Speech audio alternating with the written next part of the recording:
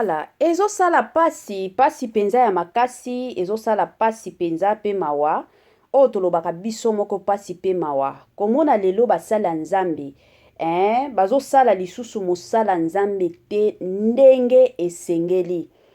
Ndenge penza bandeko nanga esengeli parce que c'est connu de tout le monde. Soki muto azo salela nzambe, asalaka pona lokumu na ye moko te. Mais nyonso ya kosala, il faut kaka ezala surtout pona lokumu ya nzambe. Ezalaka bongo.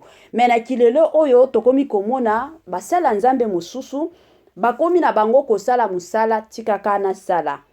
Tikaka na sala. Naza na besoin mbongo, naza na besoin succès, naza na besoin batu ba yebanga, naza na besoin batu ba yoka ngai.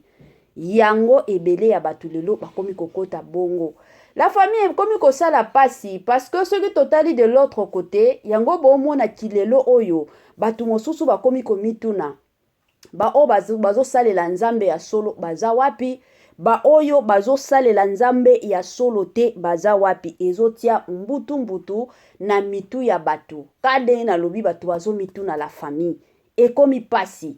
Ebele ya batu biso nyonso toyebi ke le 27 nde kozala likambo, le 27 nde ekobeba, le 27 nde ekoinda la famille. Mais toya tolali tolamuki ka boye ka ndenge toyebi communauté na biso eza communauté moko eyaka toujours na makambo, eyaka toujours na somo, eyaka toujours bandeko na ngai. Tolali tolamuki ka boye pouf. Pasteur Mike Kalambai ayeli biso matière. Matière ya nini? Eza kutota matière ya mukete la famille, eza matière moko ya munene, matière moko ya kafu, matière moko ya mbutu, matière moko bandeko nanga ona luwaka nga moko ekobetisa mituba la famille na niveau moko pas possible. Yango papa na biso amemeli biso lelo, lelo oyo. Bandeko nanga ezo sala pasi, basala nzambe, tobongisa, tobongama, le Seigneur revient bientôt. Toyebite mukolo nini, toyebite jour nini, mais nzambe azoya. To salela nzambe na biso na busolo nyonso. To salela nzambe na biso na bolingo nyonso.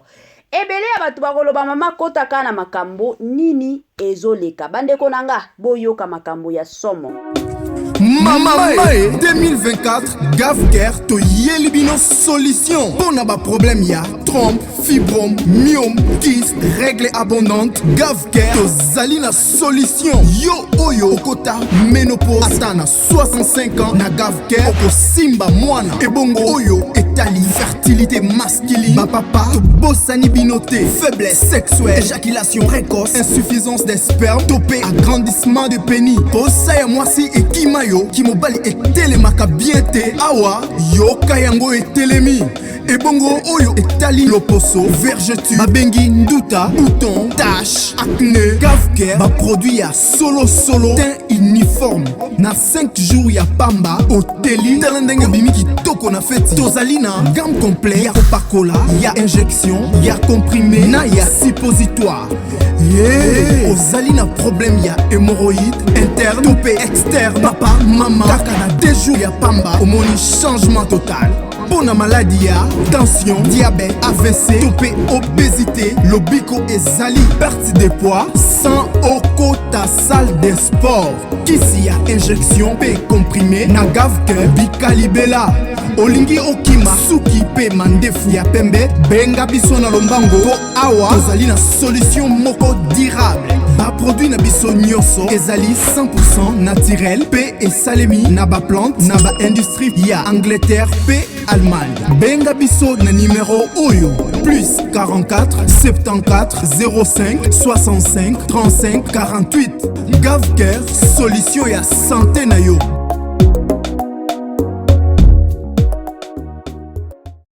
Voilà, Gavker ayeli biso ba solution ya bien, Gavker ayeli biso ba makambo moko kitoko, Gavker ayeli biso ba solution ya mbutu pe ya kafu kande na lobaka. Na Gavker bika na yo libela na système moko ya bien. Poda bandeko nyonso oyo zoyoka nzoto na yo eza bien te. Mosusu kokwanza nde kokwanza, mosusu bandeko nanga mutu ezobeta, mosusu mukongo esalaka yo pasi. C'est le moment benga Gafcœur na système moko ya kitoko. Bonjour, bonsoir et surtout bon après-midi et pourquoi pas bienvenue sur notre chaîne Kisongi Songi officielle. J'espère que vous allez bien la famille. De mon côté, Dieu fait grâce. Quand to beta masolo nzamba zo batela. Kolala kolamuka ezalaka na makasi na bisote mais ezalaka pona lokumu nzambe, pona bolingo nzambe, pona grâce surtout ya nzambe yango toye lisusu na makasi nyonso pona kosala émission. Kande na lobaki bienvenue na balandi nyonso, bienvenue na bino nyonso bolandaka déjà Kisongi Songi officiel, bato kala o déjà basabona depuis kala, bienvenue sikoyo na chaîne na biso, bato sikaka ndenge tolobaka, en tout cas bienvenue na chaîne na biso ya Kisongi Songi, eza chaîne moko toyaka kobeta masolo ya makasi, tokotaka na mozindo ya ba makambo la famille.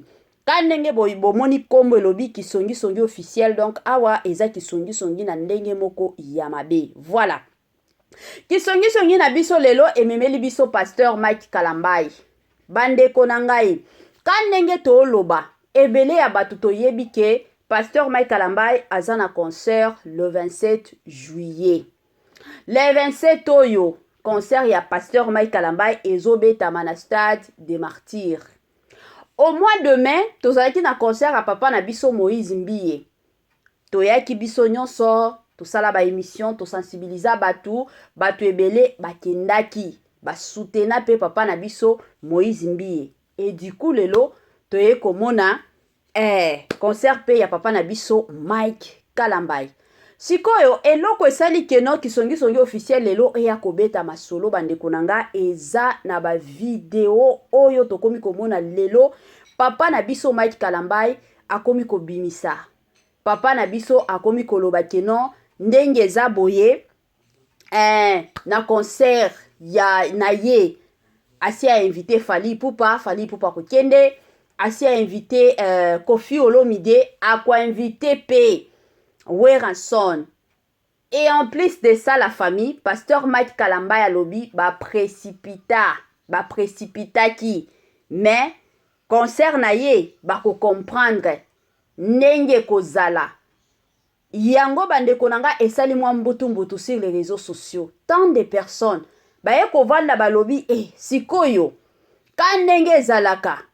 Concert ango, eza concert ke, ndenge ezalaka ya basala nzambe to ekomi nango concert ka ndenge ezalaka bandeko na ngai ya koloba keno tokende kaka pona mbongo, tokende kaka pona makambo mosusu, tokende kaka ka ndenge ezalaka bandeko na ngai mituna ekomi ebele na mitu ya batu parce que koyoka papa na biso alobi concert na ye ekoleka ba concert nyonso oye esalema na stade des martyrs. Bandeko nanga ekomi kosala mbutu na niveau moko pas possible la famille. Basala nzambe ebele bakomi komitu na concert ango ekozala pona lokumu nzambe to ekozala nango concert pona lokumu ya mokili wana eza point d'interrogation la famille kanenge batu ba mitunaka. Voilà. Avant tokota na mwa mozindo to avant na tiela bino mwa audio ya papa na biso Mike Kalambai ekozala mwa malamu kandenge ezalaka la famille pona bandeko nyonso ya sika soki okoti na chaîne na biso ya Kisongi Songi kobosana pete kosabone massivement bosabonaka la famille talango bozo sabone bongo bobosana pete kotiela biso mwa ngonga ya notification et en plus de ça la famille bosalela biso partage biso toleda na biso ba partage tolingaka ba partage na bino. Partage na bino nde epesaka biso mwa courage ya continuer musala.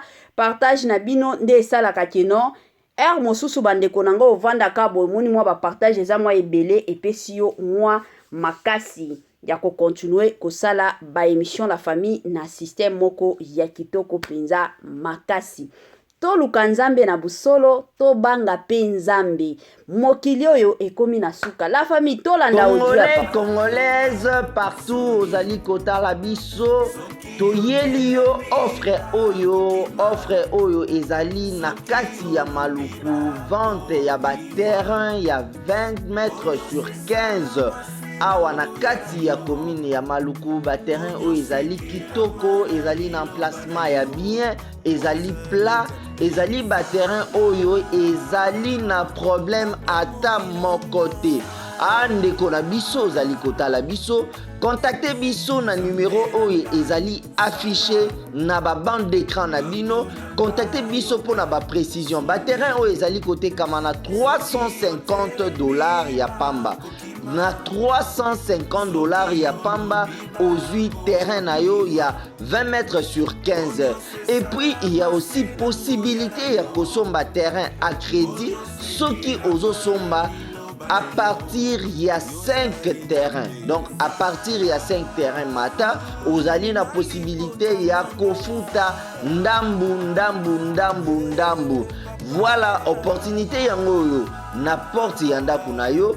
Contactez ba numéro na biso oyo ezali affiché pour na beaucoup plus de détails. Avant tokota na mozindo mwa sensibilisation kandenge ezalaka ba mapango akoteka yango yo sombela bana na yo lupango. Somba lupango pona bana na yo ezalaka toujours et encore malamu mingi kosombelaka bana na yo lupango. Tolobaka toujours et encore liwa eyebisaka biso te ke non lelo na koya na ndako na yo mais ekotaka. Yango ekozala toujours et encore malamu mingi soki nzambe asali yo grâce, nzambe asali yo ngolu ekozala malamu. Sombela mwa bana na yo lupango ba mapango eza nango. Ya mwa ba mapango kandenge ezalaka ya ba $350 ya pamba ozana mwa lupango na yo pona bana na yo ekosala malamu mingi. Voilà.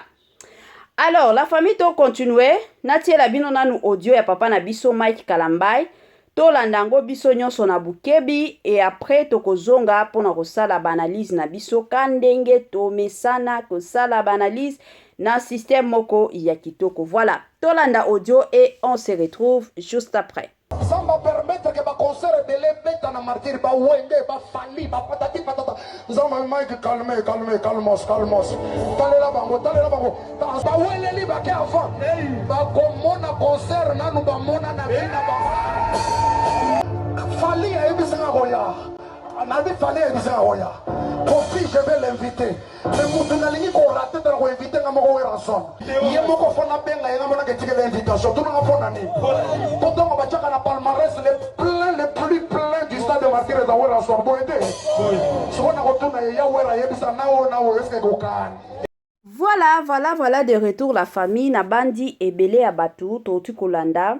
Moi message ya papa na biso papa Mike Kalambai ndenge alobi bandeko na ngai ndenge alobi bato ebele babeti ba concert na stade des Martyrs yepe aye kobeta la famille et osala pasi ya makasi eza komona bandeko na biso ebele ya ba congolais basepela na message ya pasteur Mike Kalambai te. La plupart des gens babandaki déjà ko soutenir pasteur Mike Kalambai que non na le 27 wana bango pe na kanenge zalaka na concert na ye bakozala. Mais après audio ya pasteur Mike Kalambai toye komona pe batu mosusu na batike na bango bakataki yango balobi bakokende na bango te. Et après toye komona pe moi émission moko ya pasteur Mike Kalambai akotaki pona koya kosenga babolimbisi akotaki kanenge zalaka pona koya kozongisa makambo nyonso na nzela. Mais de l'autre côté la plupart des gens se disent que non oyo eza lisusu concert a bana nzambe te et komi concert ya mokili parce que ya mokili nde ezalaka na ba polémique ebele. Concert a bana nzambe ezalaka concert oyo ekoki koya na ba polémique ebele te. Tokoki kosalela ngo ba campagne, tokoki kosalela ngo ba sensibilisation mais polémique ezala penza ebele te. Yango bato ebele penza balobi bongo. Siko kandenge toyaka na biso na kisongi officiel, biso pe toyaka kosala banalise na biso, toyaka pe kosala banalise na ndenge na biso, na bino pe de votre côté la famille, bokoki kosala pe banalise, bo sala ngo na ba commentaire, toza na numéro na biso wana affiché et le kaka pe na ba WhatsApp, bokoki ko benga pe na WhatsApp, to bokoki ko tika message na WhatsApp et kosala kaka malamu. Bon, de mon côté, La famille na loba nanu bandeko ba makambo mosusu eosala soni surtout po na bana nzambe makambo mosusu ekomi kosala soni ya makasi la famille parce que bana nzambe Bible déjà yebisaka biso tozalaka ba exemplaire bisika nyonso tozokende to bisika nyonso totambola tozala ba exemplaire.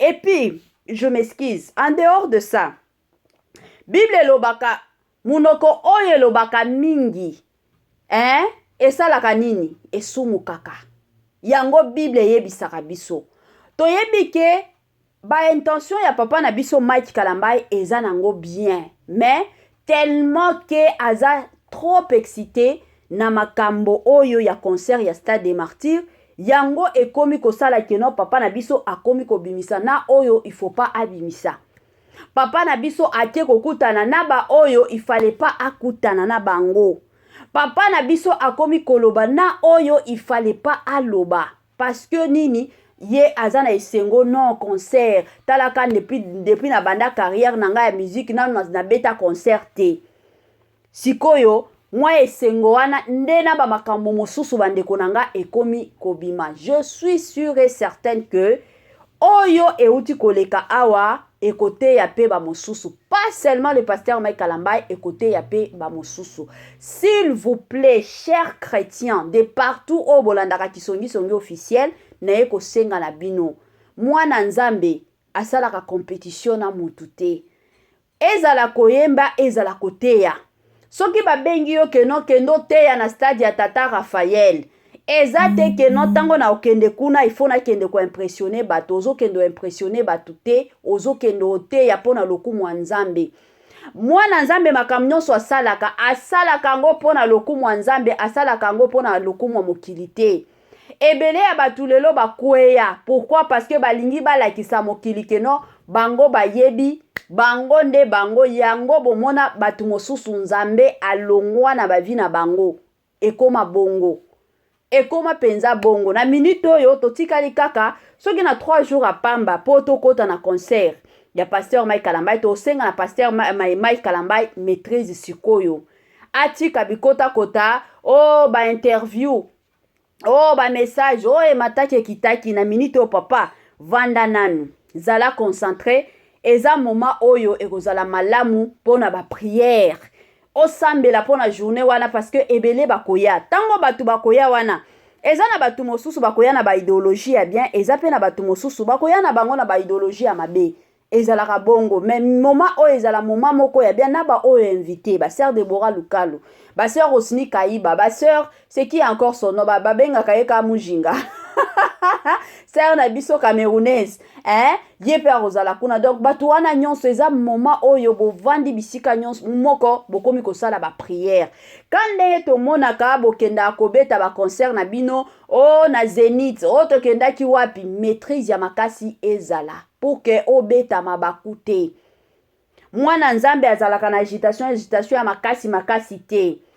kende na makambo na yo malembe ya de ces gens bakoya ko soutenir yo soki pe yango Stade des Martyrs ekozala plein te tokokumisaka nzambe soki pe ekozala plein tokokumisaka nzambe parce que eza pona gloire na ye eza pona gloire na biso te makambo nyonso mwana nzambe asalaka tosalaka yango pona lokumu wa nzambe tosalaka makambo te keno tosala yango pona lokumu na biso moko te ezalaka pona lokumu wa nzambe ndenge obeta concert na yo eza nango pona lokumu wa nzambe parce que soki nzambe aza te eloko moko ekosalema te eza mwa bongo donc eya kote ya pe ba mosusu la famille parce que moi personnellement tant na monaki vidéo wana en tout cas sans vous mentir na vanda ki penza na lobi nzambe nini tokomi koyoka lisusu nini oyo nzambe na ngai ekomi lisusu nini nzambe nga moko en tout cas esalaki moi mbutu na motema ka ndenge ezalaka esalaki nga moi bien te mais nalobaki penza ke non chez songi officiel eza makambo tobetaka masolo comme ça na okende na ngoka kuna tosala ba analyse s'il vous plaît basala nzambe tosalela nzambe na bolingo nyonso tosalela nzambe na vérité nyonso tosala musala nzambe te ke no parce que oya salaki nga pe ifo na kota te oko simba touche ezalaka bongo te ebele ya bato babanda bongo lelo oyo ata bakombo na bango eyebanaka te oza na soutien ya bato ebele tomona bapapa na biso kulu matope baza wana bapapa Patrice baza wana toza na bato mosusu ki encore frère na biso Matu Samuel aza kuna bango nyonso bazo soutenir yo alors ezalaka toujours malamu na minute oyo ozala moto ba prière bosi boteka déjà ba ticket na bino donc ata soki oko invité Fally Ipupa vous n'avez pas besoin ya koya kolobango sur les réseaux sociaux ata soki o invité Koffi Olomide ba makambo wana nyonso oza nango besoin ya koya kolobango sur les réseaux sociaux yango ekomi kopesa batu mosusu accès que non ndenge eza boye donc le pasteur Mike Kalambai a commis au ça la polémique naïe concernant le pasteur Moïse Mbiye et c'est qui n'est pas bien pour le chrétien. Hein? Biso ba chrétien il faut tous la ba exemplaire. Oza mwana nzambe, oza msala nzambe, zala exemplaire. Hein? Ça la moi différence na bato mokili. Différence penza ya makasi. Ba komparaka yo te ke non na muto mokili te.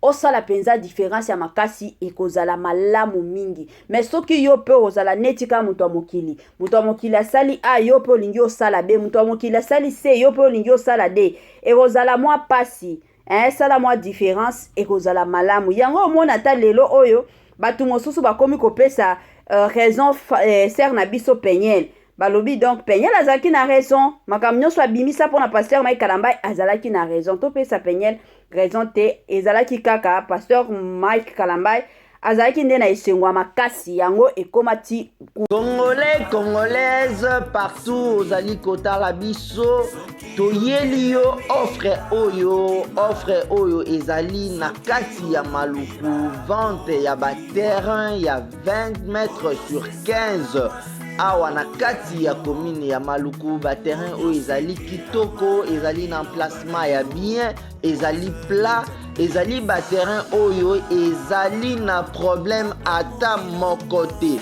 andeko na biso ozali kotala biso contactez biso na numéro oyo ezali affiché na ba bande d'écran na bino contactez biso pour na ba précision ba terrain oyo ezali kotekama na $350 ya pamba na $350 ya pamba aux 8 terrains na yo ya 20 mètres sur 15 et puis il y a aussi possibilité ya kosomba terrain à crédit soki ozosomba à partir il y a 5 terrains. Donc à partir il y a 5 terrains mata, vous avez la possibilité il y a kofuta ndambu. Voilà opportunité yango na porte yanda kunayo. Contactez ba numéro na biso o izali affiché pour na beaucoup plus de détails.